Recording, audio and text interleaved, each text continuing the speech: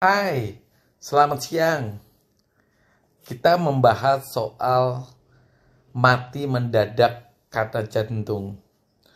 Mungkin banyak rekan-rekan yang pernah mendengar atau paling tidak melihat televisi, banyak orang yang mati secara mendadak pada waktu dia tidur. Nah, kali ini kita membahas soal itu. Jangan kemana-mana ya. Rekan-rekan Dokter Made, jangan lupa untuk subscribe ya channel Pasigala Sehat. Jangan lupa. Dalam beberapa kasus yang jarang terjadi kematian mendadak pada orang dewasa, bahkan ketika dia tengah tidur lelap. Nah, kasus ini kita kenal dengan nama sindrom kematian mendadak. Nah, apa sih itu yang disebut dengan sindrom kematian mendadak?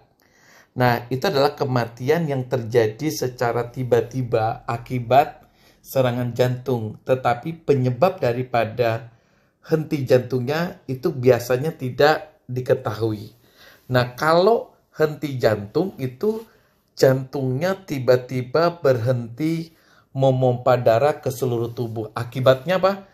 Semua bagian tubuh kita akan mengalami malfungsi, tidak bisa berfungsi apa-apa, di mana pernapasannya juga ikut berhenti, otak kita juga langsung kekurangan oksigen, tidak lama kemudian otak kita juga mengalami kematian. Nah, irama jantung itu yang mengontrol adalah detak jantung kita, yang sebenarnya dikendalikan oleh impul listrik. Gejala atau tanda utama daripada sindrom kematian mendadak pada orang dewasa itu berupa kematian yang tiba-tiba. Gejala dan peringatannya biasanya bisa berupa misalnya nyeri dada, terutama saat olahraga. Penurunan kesadaran artinya komunikasi dengan orang tersebut itu tidak nyambung. Nah, itu juga bisa berupa penurunan kesadaran. Jadi penurunan kesadaran itu tidak harus orangnya tidak sadarkan diri, tetapi bicara tidak nyambung pun masuk di dalam hitungan penurunan kesadaran. Seseorang yang sulit bernapas, kemudian pusing, jantung berdebar-debar, dan ada perasaan tidak nyaman di daerah dada kita. Pingsan yang tidak bisa dijelaskan sebabnya, terutama pingsan yang terjadi pada saat olahraga. Nah, jika kita mengalami gejala-gejala ini, sebaiknya kita segera mencari bantuan medis karena gejala ini biasanya muncul sebelum gejala kematian mendadak. Nah, banyak opinian di masyarakat itu mengatakan bahwa sindrom mati mendadak itu pasti karena penyakit jantung koroner. Anggapan ini memang bisa jadi benar ya, namun keliru jika orang menilai mati mendadak selalu karena penyakit jantung koroner. Pandangan yang lebih tepat adalah kebanyakan orang yang mati mendadak adalah penderita penyakit jantung koroner, tapi tidak 100%. Oleh sebab itu, maka mati mendadak perlu mendapat penjelasan yang tepat ya. Mati mendadak dapat definisikan adalah kematian yang tiba-tiba, bahkan 1 jam sejak muncul gejala. Mati mendadak dapat disebabkan oleh penyakit jantung atau bukan penyakit jantung. Misalnya seperti epilepsi atau kita kenal dengan nama penyakit ayan. Emboli paru, gumpalan darah yang menyumbat pembuluh darah arteri paru-paru, kemudian stroke, keracunan obat-obatan, kemudian diseksi aorta artinya kondisi serius karena robeknya lapisan dalam dari pembuluh darah utama atau pembuluh darah aorta. Kemudian sleep apnea itu juga bisa mengakibatkan seseorang mengalami kematian mendadak yang disebabkan bukan karena jantung. Nah, mati mendadak juga bisa disebabkan oleh apa saja ya, termasuk olahragawan yang melakukan latihan berat. Nah, orang yang kemungkinan mereka yang memiliki penyakit arteri koroner yang abnormal itu harus waspada dengan kematian mendadak saat olahraga, terutama jika penderita darah tinggi atau dikenal dengan nama hipertensi, kemudian orang yang mengalami peradangan otot jantung dan gagal jantung. Bahkan 50% pasien gagal jantung itu bisa mengalami kematian mendadak saat olahraga.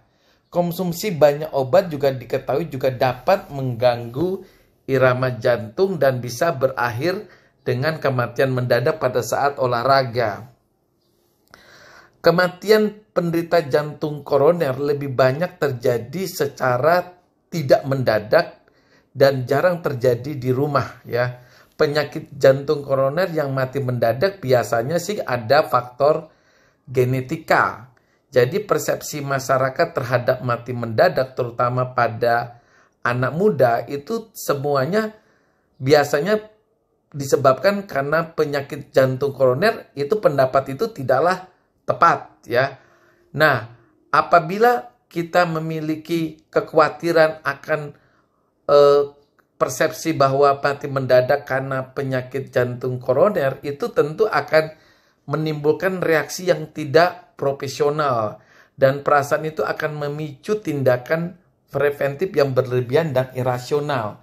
Padahal kematian mendadak itu tadi dokter jelaskan tidak harus atau disebabkan karena penyakit jantung koroner. Nah, pemeriksaan yang perlu kita lakukan jika kita memang curiga atau ada rasa khawatir tentang kematian mendadak baik karena penyakit jantung ataupun bukan karena penyakit jantung, mungkin kita perlu melakukan pemeriksaan fisik yang paling sederhana, di mana dokter akan melakukan pemeriksaan inspeksi, biasanya dengan menyentuh, palpasi, kemudian melakukan pemeriksaan mendengar suara jantung atau yang menggunakan stetoskop yaitu auskultasi ya. Nah, di sini dokter akan menentukan apakah jantung seseorang mengalami pembengkakan, gangguan pada katup jantung ya. Jika perlu, dokter melakukan pemeriksaan tambahan seperti misalnya sinap ek atau ronsen dada, pemeriksaan rekam listrik jantung, USG jantung, atau kita kalau fasilitas memungkinkan untuk dilakukan treadmill, kemudian angiografi koroner. Nah, terutama siapa yang harus melakukan pemeriksaan itu adalah orang yang memiliki faktor-faktor kemungkinan serangan jantung, apalagi yang memiliki keluhan seperti misalnya nyeri dada, berdebar-debar, sesak napas, atau kaki kita mengalami pembengkakan.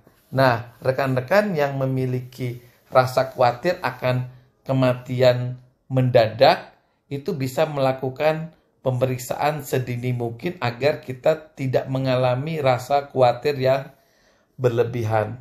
Bye!